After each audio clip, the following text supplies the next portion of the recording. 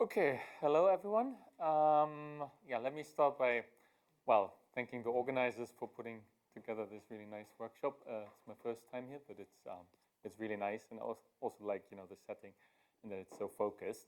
So I'm a bit of an outlier because I will not talk about magnons, or not straightforwardly magnons, but nevertheless it nicely picks up from my previous speaker, where we heard about Raman's scattering and also already some parts of dichroism.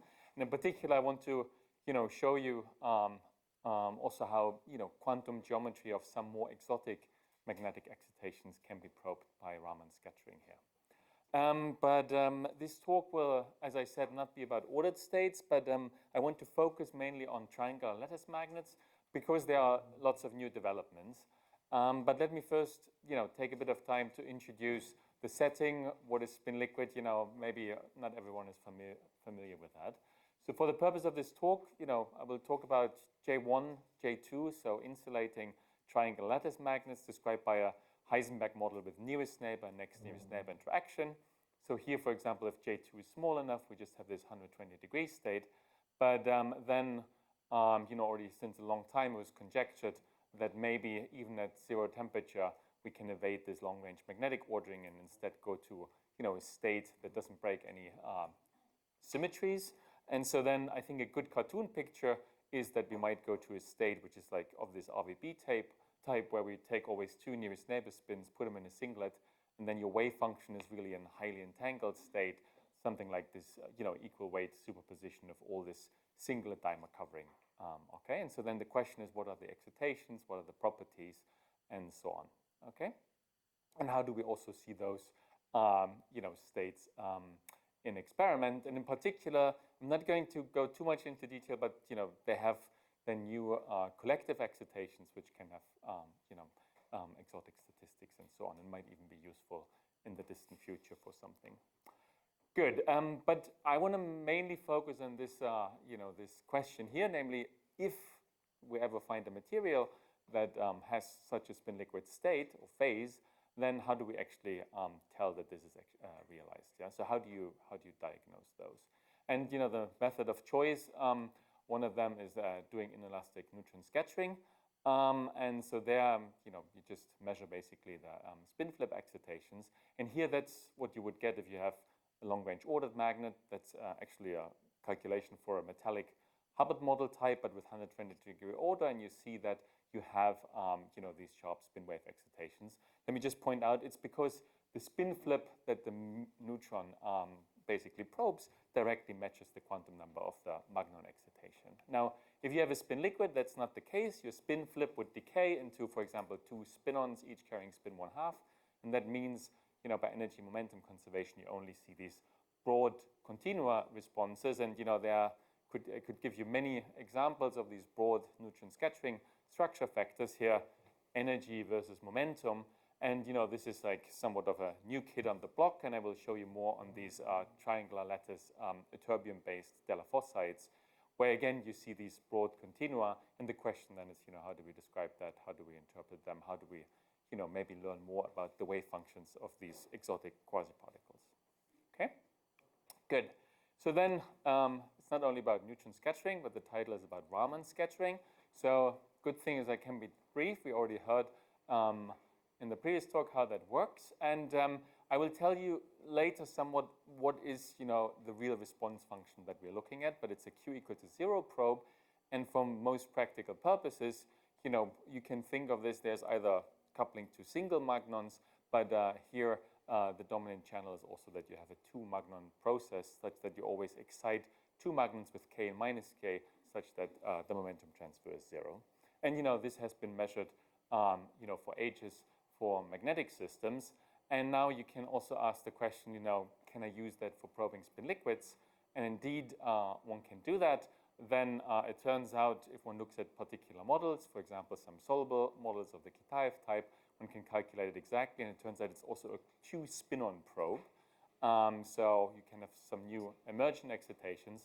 And then what you see here is, for example, you can probe the density of states of these emergent quasiparticles. And that's, for example, for the Kitaev model as a function of frequency. And let me just point out, there we have a Dirac spectrum of these spin-ons, and you, for example, see here at 0 temperature, the linear frequency dependence, which directly probes the linear density of states. And then, a few years back, together with Georginazu, who is also here, we looked at the temperature scaling, and then, if you look in the details, you might even learn something about the thermal occupation of these systems, that you have a magnetic insulator, for example, with Fermi-Dirac statistics of excitation, which is pretty unusual. But in the talk today, especially in the second half, I want to then ask the question, can we use something in Raman scattering as a more direct probe of this spin-on topology? Okay? But before I do that, I want to spend a bit of time to explain the particular spin liquid, because the disordered phase that appears, if I now here look at the phase diagram, so this is J2 over J1, and here I also put a J3 in for a Heisenberg model on the triangular lattice. And then you see here that there is this yellow region, which is, this is the 120-degree state, that's a stripe phase here. And now in between, we have this liquid state, and there's now lots of also good numerical evidence that indeed it's a state without long-range order. It's gapless, and I will explain in a few minutes, how we start with a magnetic model and then end up with, essentially Dirac fermions and how to describe that. Okay? Now, why I think this is all interesting and timely is because there are many new developments also on the experimental side. There are new materials. So, for example, here from this compound, from the group, and from Sarah Hara Bifard, where they see that you can look, for example, look at the specific heat, and you see T-squared behavior that you would expect from fermionic Dirac excitations. Or then there's also this work by Alan Shire and Alan Tennant's group, where there's a whole family of these ytterbium-based triangular lattice compounds, which actually tune through ratios of J2 over J1. Okay, and so there's now good evidence that maybe we even are in a regime where the long-range order is really absent because we're in the right parameter regime in such a phase diagram up there. Okay, good. But then the question is, and here now I'm giving a theory talk. Let me just give you a flavor for those of you who haven't seen that. How do we describe actually these spin liquids? Because essentially we start with some generalized Heisenberg-like model, and any mean field theory, any semi-classical thing would always take some assumption about some simple product states in terms of spins, which we can't do. So then instead we go to some mapping of the Pauli spins to fermions, so where we just rewrite them in terms of these aprecossive fermions. And let me point out that there is some constraint. We can only have one fermion per site. And moreover, you also have some gauge redundancy because you can multiply each of these fermions by a local phase, and that doesn't change actually the spins. Yeah? And now the idea is when you rewrite your Hamiltonian, you trade one difficult problem for another difficult problem, namely an unsolvable quartic problem of interacting fermions. But now the neat thing is that you have basically a basis where you can do some new mean field theory, which you call Parton mean field theory, which now you decouple in these, if you want, hopping amplitudes, ij on nearest neighbors, and you can show that this corresponds to a state where all expectation values of spins are zero, so there's no long-range order. And then, in principle, it's pretty uncontrolled. And I would say in this Parton mean field theories, almost all things that have been done are probably in a strict sense wrong, meaning that the Hamiltonians actually don't want these mean fields or don't want to realize those. But now the nice thing is we have a few examples either on the soluble front, for example, Kitaev models, or here for this triangular lattice spin liquid, where we have pretty good also numerical evidence that these are really good states and good variational states. Okay, so for example, here in this work by Yasser Iqbal and so on, they showed that if we take the triangular lattice, and then you see that in this mean field, we can now fix an amplitude and a phase, and we can now just pick the phase such that we always have essentially a bunch of plus and minus ones for the hopping amplitudes, that we have this staggered flux ansatz. Then this gives an extremely good and competitive description of the ground state energy. And then in such an ansatz, you can ask what are the excitations of the remaining fermions, your spin-ons, which are fermionic here. And so this is just basically, they come in terms of Dirac fermions. And we have, 2 Dirac fermions per valley and per spin. So in the end, we have 4 Dirac fermions. Good, that's the standard folklore. And then you can ask, what would be signatures thereof? Now, there is this problem with a gauge degree of freedom, and in particular, one has to worry about this and how that manifests at low energies. And so there's basically, beyond that simple mean field theory, people have worried about what are these gauge fluctuations. And I just want to mention it here because, that becomes quickly very technical. But the point is, at very low energies, you can actually see that because we have these U1 gauge fluctuations, at low energy, that system just behaves like QED in 2+1 dimension. And there are like new excitations coming up. But I think, if you're interested in that, we can talk about this later. I think for this talk, I just want to stress that this is the standard way of analyzing the low energy field theory. But one thing that has always, plagued me and many people in the field is like, if you worry about experiments, should we actually worry about some of these effective low energy descriptions? Because nobody can tell you below which energy or temperature scale that will be the right description. Maybe, if that happens at a scale of 10 to the minus 5J, then this is an important, proof of principle question, but maybe not so important for experiments. So that's one of the, I think, important questions in the field here. When should we really worry about these, gauge field descriptions? One thing that we recently did is, ask a question which is not so common, namely not to worry about the transverse gauge field fluctuations, but what's called the amplitude fluctuations. So, in the spirit of this talk, just think about treating the system now as an analog of interacting graphene, yeah? Or just take your spin-ons and just treat it as like an itinerant magnet. And then you can think about the amplitude fluctuations, and then we just calculate the susceptibility without any free parameters in good old RPA. And from this, you can just now measure or calculate basically here the structure factor. And when you do that, that's the results. So this is now the structure factor, energy versus some path in the Bryon zone. And now what you would expect just from simple bare two-particle excitations of these spin-ons are transitions between the Dirac cones. So that gives you like a gapless continuum at this endpoint here. But now the interactions, especially this J2, now gives you this sharp mode. And this is where your magnons reappear. We have a fractionalized system, but because of these interactions, we have now bound states of two fractionalized excitations that give you a sharp spin flip mode. So if you want, that's a paramagnon. Or, if you think of, things like superconductors where this also can happen, that you get a sharp excitation. It's like a spin-on exciton if you want, okay? And so this is now nice because now we can, without any free parameters, tune this ratio J2 over J1, and this mode can actually condense. And where it condenses, it tells us the order that's realized. For example, here we see that it condenses at K. It's just the transition to the 120-degree order. And by this, we can now get a phase diagram without any free parameters, and it's rather surprising that it matches state-of-the-art numerics very well.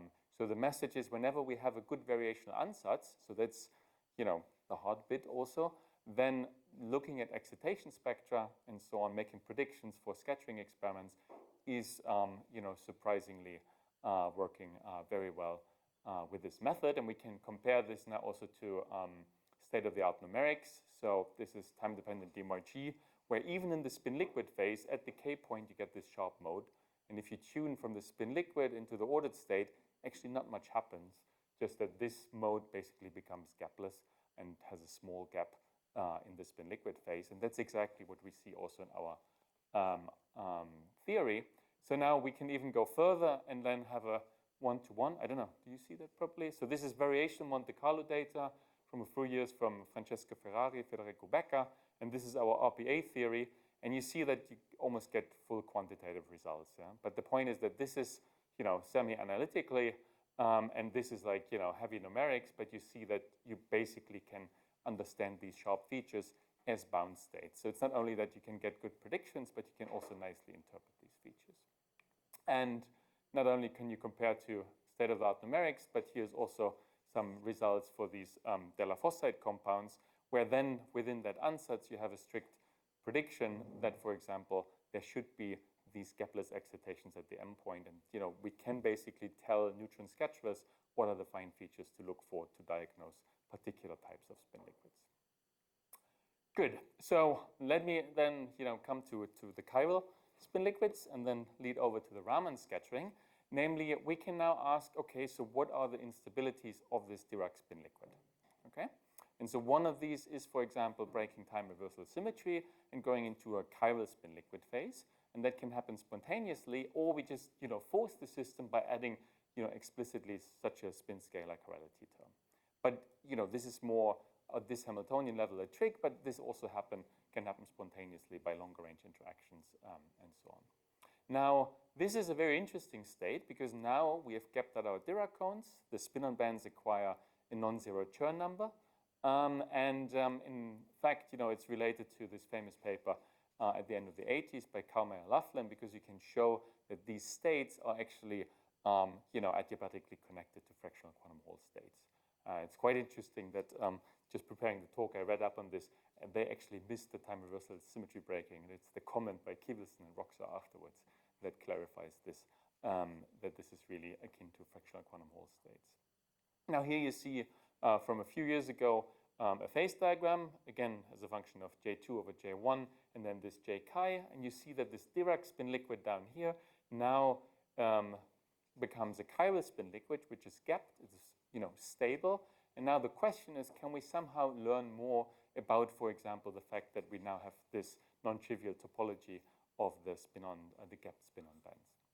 And that brings me then not yet to Raman scattering. Here's just now the RPA theory, where we now just do the same thing as I showed you before. Now the nice thing is that the M point is gapped because the Dirac cones are gapped. We get a sharp mode, and again, we can actually understand all the transition to the different phases by just looking when this condenses. And if you work hard, you can even work out that it's this tetrahedral non-collinear orders just by looking at the spin components. Good.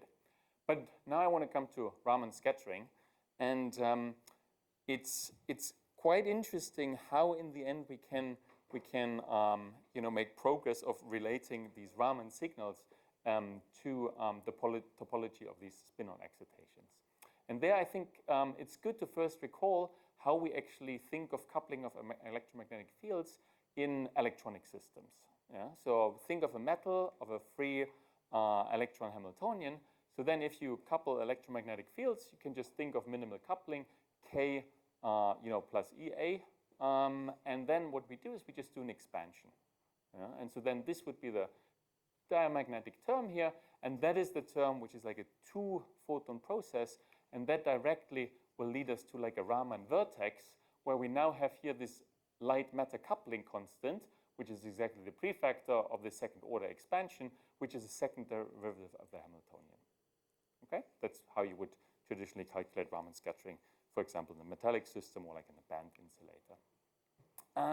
Now here we are dealing with mod insulators, where this is quite different. Yeah? So where traditionally there's this so-called Loudon-Fleury approach, where you now think of some strong coupling expansion, think of how you get like a J Heisenberg model in a T squared over U expansion, but now T squared is now, this virtual process is now mediated by coupling to the electromagnetic field, because you have this Piles phase substitution. And what that means is if you do that, essentially kinetic exchange mediated via the electromagnetic field, you see that you get a Raman vertex which is proportional to the Hamiltonian, weighted by ES and ES prime. These are the polarizations that were also introduced before. So the polarizations of the ingoing and outgoing light. Okay, so we have two different, very different approaches of calculating this. And of course, for our system, where we start with a Heisenberg-like J1, J2 model, that's the way how we would describe Raman scattering in these magnets. And then, of course, we do standard Kubo theory. So now the first thing we can do is just take our Dirac spin liquid of before and just calculate the intensity. And there is just the first message, just like we've done for the Kitaev spin liquids years ago. You can probe the density of states of spin-ons, which is again, this is the density of states. This is the Raman response, and you see it's linear. Well, it's hard to see here. It's linear as low frequencies, and you see Van 't Hoff singularities at higher frequencies, and so on. It's essentially, well, it looks like a two-particle process, but they have fixed momentum. That's why it probes the single particle density of states. Good. So, but now what about the more general topological properties of these spin-on excitations? And there, you can not only look at part of that, which would be something like the Berry curvature, but you can look at the full quantum geometric tensor here, which is essentially a parameterization of a parameter or parameterized family of single particle states, here single spin-on states, or more familiar that would be from electronic states. And then you see that you can decompose this tensor into the antisymmetric part is the Berry curvature, and then here you also have this quantum geometry. Okay, good. And so then the nice thing is that in the context of electronic systems, people have worked out that the whole quantum geometric tensor can be related to the light-matter coupling in electronic systems. And in fact, I'm sure you're aware of this, that in recent years, people have also studied different areas where the quantum geometry shows up in physical response function, for example, in nonlinear probes and so on. Good, so now we want to relate that to our magnetic scattering. And now a rather remarkable thing happens, that you can basically start with a proper physical definition of our Ludan-Fleury-Raman scattering vertex and rewrite it in our spin-on basis, and then just treat the spin-ons as if they would be charged particles. Yeah? So you can just couple it K minus A and just treat them like matter coupling. And you can analytically show that this is essentially the same thing. And that's a bit of a miracle, because we have charged neutral excitations which couple to the electromagnetic field just like as if they would be charged. Okay? And what does this allow us to do? That now allows us to now take this light matter coupling and just basically translate it to the properties that we know from electronic systems and relate it to the quantum geometry. So let me also point out that in the case of magnons, this has been done also just 2 years ago, and also for these topological magnon systems, one can actually use Raman scattering to couple basically also probe the quantum geometry of magnons. So now what we do is we look in a particular channel, which is here this circular polarized difference of left polarized in, right polarized out, minus then right polarized in, left polarized out. That's the Raman circular dichroism.